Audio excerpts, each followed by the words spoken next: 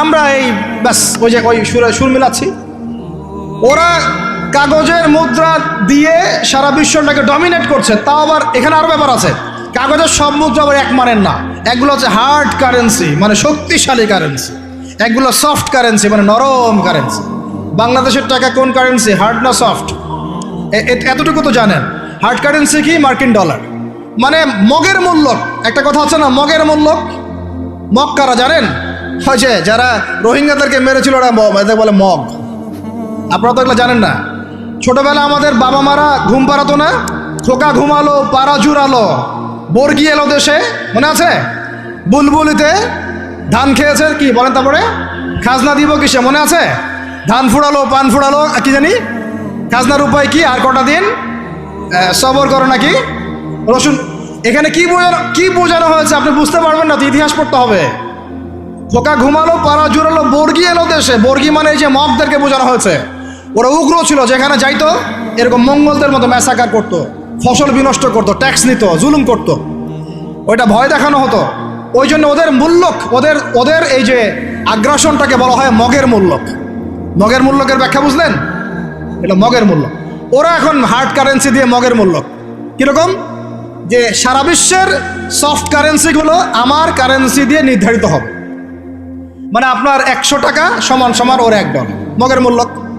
কেন আমার 1 টাকা সমান সমান তোমার $1 হতে পারে না? হতে পারে না?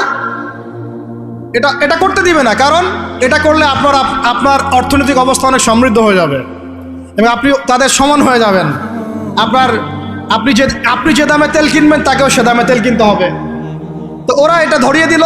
শুধু তাই না, IMF এর মাধ্যমে, ফেডারেল রিজার্ভের মাধ্যমে, ওয়ার্ল্ড ব্যাংকের মাধ্যমে তারা এটাকে, আমরা দ্বিতীয় বিশ্বযুদ্ধের পরের কথা বলছি আর কি।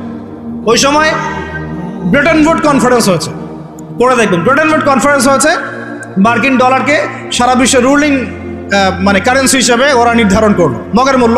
এবং প্রত্যেকটা কারেন্সি এর আন্ডারে নিয়ন্ত্রিত হবে এবং টাকার মান, অন্যান্য মুদ্রার মান বাড়বে কমবে এর ভিত্তিতে, আপনার প্রবৃদ্ধির ভিত্তিতে নয়। এবং তার হাতে নিয়ন্ত্রণ থেকে যাবে। যদি আপনি বেশি বাড়াবাড়ি করেন, আপনার টাকার মান তারা কমাই দিবে। কয়দিন আগে ইলেকশনের আগে একটা শব্দ শুনেছিলেন অনলাইনে, স্যাংশন দিতে চাই, স্যাংশন, মনে আছে? হ্যাঁ, মনে আছে? কি জিনিস বুঝছেন আপনারা? কি ওটা বুঝেন না? অর্থনৈতিক নিষেধাজ্ঞা কিভাবে দিতে পারে? আপনার টাকার মান তারা কমাই দিবে। তখন 1 কেজি পেঁয়াজের দাম হবে 500 টাকা, 1 কেজি রসুনের দাম হবে 1000 টাকা, 1 ব্যারেল তেলের দাম হয়ে যাবে দেখবেন 10,000 20,000 টাকা। কিচ্ছু করতে পারবেন না। তুরস্কের মতো কান্ট্রি যখন ঘুরে দাঁড়ানোর চেষ্টা করছিল, ওদের লিরার মান তারা বাড়িয়ে দিল একদম। ওটা তো মনে হয় 12,000 পর্যন্ত চলে গেছে। ইনফ্লেশন বলি আমরা এটাকে, মুদ্রাস্ফীতি, ওটা প্রায় 12,000% পর্যন্ত বেড়ে গিয়েছিল। বলি নাউজুবিল্লাহ। এগুলো জুলুম, অর্থনৈতিক জুলুম। বাইরের চোখ দিয়ে দেখলে মনে হবে সুন্দর চলছে সবকিছু, ভিতরের চোখ দিয়ে দেখা শিখলে বুঝবেন অর্থনৈতিক ক্ষেত্রে এই বিশ্বে এই জায়নিস্টরা, ইহুদি খ্রিস্টানরা সবচেয়ে বেশি জুলুম করেছে। আরো আছে, বলতে থাকলে সারা রাত যাবে। এরপরে তারা আরবদেরকে বুঝালো, ইয়া শেখ, আরবদেরকে বুঝালো, হাবিবি, ইয়া হাবিবি, কাছে আসেন, শোনেন, আমরা আপনাদের কাছে তেল আছে, আপনারা তো তেল বয়কট করে দিয়েছেন, আর তেল ছাড়া তো আমাদের যুদ্ধ বিমান ফ্লাই করছেন। তেল কাদেরকে দিয়েছে আল্লাহ পাক? মিডল ইস্টে আরবকে দিয়েছে, ঠিক আছে? এখন হাবিবিকে বলা হচ্ছে আপনারা তো তেল বয়কট করে দিলেন। এটা করেছিল বাদশাহ ফয়সাল, বলেন রাহিমাহুল্লাহ। উনি একজন সাহসী নেতা ছিলেন, এই জন্যই তাকে গুপ্ত হত্যা করা হয়েছে। সাহসী যারা, তাদেরকে গুপ্ত হত্যা করে এদের একটা সুন্নত, এটা মাথায় রাখবেন। খুব ট্যালেন্টেড একজন দেখবেন, খুব ট্যালেন্টেড একজন বিজ্ঞানী দেখবেন, হঠাৎ নাই, তাপাস করে মিসাইল এসে পড়ে গেল। এমন সূক্ষ্ম স্নাইপার দূর থেকে 12,000 কিলোমিটার দূর থেকে মেরে দিল, আপনার কলেজের মধ্যে ফেলে গেল। এগুলো জেনে বুঝেই আমরা প্রতিদিন সকাল করি, সন্ধ্যা করি, আলহামদুলিল্লাহ। কারণ অ্যাটলিস্ট আপনাকে তো জানতে হবে। জেনে নেন, পরে আপনারা চিন্তা করবেন যে কিভাবে লাইফ লিড করবেন। ফাযাক্কির ইন্নামা আনতা মুযাক্কির, আপনি উপদেশ দিন, শুধু আপনি উপদেশদাতা। লাস্তা আলাইহিম বিমুসাইতির। ফাযাক্কির ইন নাফাআতিয যিকরা সায়াযাক্কারু মান ইয়াখশা, যারা আল্লাহকে ভয় করে তারা ফিরে আসবে ইনশাআল্লাহ। তো যেটা বলছিলাম, বাদশাহ ফয়সাল একদম বয়কট করে দিলেন। এবার ওরা এসে বুঝাচ্ছে যে তেল ছাড়া তো আমাদের চলছে না। এদিকে ওদের ডলারের মান কমে যাচ্ছে, মুদ্রাস্ফীতি হচ্ছে, ইনফ্লেশন হচ্ছে। এখন তারা বোঝালো যে ঠিক আছে একটা চুক্তি করা যাক। যুবকরা ভালো করে শোনেন, এগুলো জানেন না বলেই অনেক সময় আপনি সহি সহি বলে সহি ভুল পথে যাচ্ছেন ভাই। সহি পথেই যাচ্ছেন, বাট এটা সহি ভুল হয়ে যাচ্ছে। ওরা বোঝাতে পারছি? সহিহের আড়ালে একটা মারাত্মক জয়ীফ আর জাল আকিদা আছে, এটা আপনার সামনে সহি দিয়ে ঢেকে দেওয়া হয়েছে, বুঝতে পারতেছেন না। এই জায়গাটাকে ভালো করে বোঝেন। যখন উম্মার সাথে কেউ গাদ্দারি করে তখন সে সহি থাকে না। উম্মতের সাথে কেউ যদি গাদ্দারি করে তখন সে কি থাকে না? সহি থাকে না। এখন আসেন, আমি ধর্মতাত্ত্বিক কথা বলছি আগে। এখানে বাচ্চা ফয়সাল তাকে কনভিন্স করা হলো, ঠিক আছে আমরা তেল কিনবো আপনাদের কাছ থেকে, কিনবো আপনাদের গলফ কান্ট্রি যেগুলো আছে এদের কাছ থেকে কিনবো, তবে একটা শর্ত, আপনারা তেল বিক্রি করবেন শুধু মার্কিন ডলারে, অন্য কোনো কারেন্সিতে তেল বিক্রি করতে পারবেন না। বলেন নাউজুবিল্লাহ। আপনি বাংলাদেশ গভর্নমেন্ট যদি গিয়ে এক ব্রিফকেসের মধ্যে 1 কোটি টাকা নিয়ে যায়, বুঝেন কথা, বুঝতে পারতেছেন? 1 কোটি টাকা আমাদের টাকা নিয়ে গিয়ে যদি বলে শেখ হাবিবি আমাকে তেল দাও, ওরা বলবে তেল দিতে পারবো, খালাস, কুল্লু খালাস, এখান থেকে বের হও। কথা বুঝতে পারেন নাই? 1 কোটি কি দিবেন? টাকা, তেল দিবেন, লিখে নেন, দিবেন। কিন্তু সেই 1 কোটি টাকাকে যদি আপনি ডলারে কনভার্ট করেন, ওটাকে ডলার দিয়ে কনভার্ট করেন, করে যদি বলেন হাবিবি তেল, তখন বলবে যে আসো দাঁড়িয়ে তেল নিয়ে যাও, খালাস, কুল্লু খালাস। এটা বুঝতে পারছেন? তেল বিক্রি করব শুধুমাত্র ডলার দিয়ে, ডলার ছাড়া অন্য কোনো কারেন্সিতে তেল বিক্রি করতে পারবো না। এইটা পশ্চিমারা আরবদের সাথে একটা সন্ধি করলো আর কি, চুক্তি করলো। এই চুক্তির নাম হলো পেট্রো ডলার মনিটরি সিস্টেম। বুঝতে পারলাম? Petro dollar monetary system. এর বদৌলতে আরবের মরুভূমি হয়ে গেল এখন একদম অট্টালিকার প্রাসাদ। বোঝা যায়? মরুভূমিগুলো হয়ে গেল কি অট্টালিকার প্রাসাদ, আর বাকি পুরো মুসলিম উম্মার উপর দেখেন কি দুরবস্থা। শুধু তাই না, ওই ডলার হলো একদম লিডার, কারেন্সির লিডার। এখন ওই ডলার তেলের মান নির্ধারণ করবে, আপনি টাকা দিয়ে করতে পারবেন। সারা বিশ্বের সবচেয়ে বড় অর্থনৈতিক জুলুম হচ্ছে এই পেট্রো ডলার মনিটরি সিস্টেম। এর চেয়ে বড় কোনো জুলুম হয়নি অর্থনৈতিক জীবন। এখন অনেক ওলামায়ে কেরাম আছেন আপনারা এখানে, আমি জানি উপস্থিত, আপনারা একটু ফিকহের কিতাবগুলো মোতালা করে আমাদেরকে একটা ফতোয়া দিয়েন যে এরকম মনিটরি সিস্টেম প্রণয়ন করা জায়েজ না নাজায়েজ।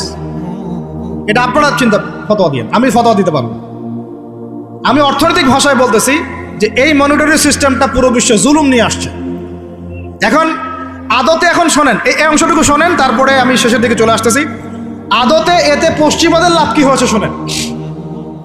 আমার কাছে এই যে ডলার, এটা আমি ছাপাই আমার দেশে, আমার কারখানায়। আমার খরচ হচ্ছে কাগজ, আমার খরচ হচ্ছে মেশিন, আমার খরচ হচ্ছে কালি। বোঝা যায়? বোঝা যাচ্ছে? আচ্ছা, এখন সেটা আমি বানালাম, ছাপালাম, গিয়ে আমি আরবকে দিলাম, তেল দাও। ওরাই কাগজের টাকাটা নিল, নিয়ে রিজার্ভ করলো, করে মূল যে তেল, এই তেলটা মনে করেন তেল বা সোনা, তেল বা সোনা একই কথা, কারণ সোনার ফাংশন প্লে করছে এখন তেল। এখন তো যেহেতু গোল্ড দিনার নাই, দিরহাম নাই, এই তেলটা তারা নিয়ে ওদের দেশের আন্ডারগ্রাউন্ডে বাংকার আছে, গ্যালনকে গ্যালন তেল রিজার্ভ করতে থাকলো। এমনভাবে রিজার্ভ করতে থাকলো যে বিগত আগামী 30 বছর যদি বিশ্বে কোনো তেল নাও থাকে, ওরা চলতে পারবে, প্লেন উড়াইতে পারবে। ওদের মিলস বন্ধ হবে না, ফ্যাক্টরি বন্ধ হবে না, ওদের ইন্টারনেট সেকশন বন্ধ হবে না, বিদ্যুৎ বন্ধ হবে না, ওদের কোনো কিছুই বন্ধ হবে না, কোনো প্রযুক্তি বন্ধ হবে না। এত তেল তারা এখন রিজার্ভ করলো কি দিয়ে? ওর দেশে ছাপানো বিনামূল্যের ডলার দিয়ে। এবং সেই ডলারটা আমরা নিলাম, নিয়ে আমরা মাশাআল্লাহ অট্টালিকা নির্মাণ করলাম, আর মনে করলাম যে মাশাআল্লাহ আমি তো খুব ধনী হয়ে গেলাম, সমৃদ্ধি অর্জন করলাম। আদতে এখানে পশ্চিমাদের সবই লাভ। আমরা বলি না যা লাউ তাই কদু, আমরা বলি আম গেল সালাও গেল, তাই না? এখানে আমও তাদের, সালাও তাদের। আদতে আমাদের কিছু নাই। আপনারা হাসতেছেন, এইটা হচ্ছে সারা বিশ্বের সবচেয়ে বড় জুলুম। এখন আমরা তো থার্ড ওয়ার্ল্ডের কান্ট্রি, এটা হচ্ছে যারা বড় বড় ধনী রাষ্ট্র, ওদের অবস্থা হচ্ছে এই। আর আমরা যারা থার্ড ওয়ার্ল্ডের কান্ট্রি, উন্নত বিশ্বের দিকে এগিয়ে যাচ্ছে, আমরা যারা আস্তে আস্তে, যে পথে আমাদের দুর্নীতি বাধা, আমাদের এই যে নৈতিকতার অবক্ষয় বাধা, আমাদের মধ্যে আমানতহীনতা বাধা, এই বাধাগুলো আমাদেরকে আগাতে দিচ্ছে না। তা আমাদের অবস্থা কি হতে পারে তাহলে চিন্তা করেন। এখন আমরা এই জায়গায় আছি, এই জায়গায় বসে বসে আপনি মনে করছেন যে আপনি মাশাআল্লাহ খুব পাক্কা মুসল্লি, হালাল খাচ্ছেন, নামাজ পড়তেছেন, তাহাজ্জুদ গোজার, জান্নাত কিনে নিয়েছেন মাশাআল্লাহ। অথচ আপনার অর্থনীতি সুদভিত্তিক, এবং এই সুদভিত্তিক অর্থনীতির আন্ডারে থেকে কোনো বেসরকারি ব্যাংক পর্যন্ত 100% সুদমুক্ত সিস্টেম দিতে পারবে না।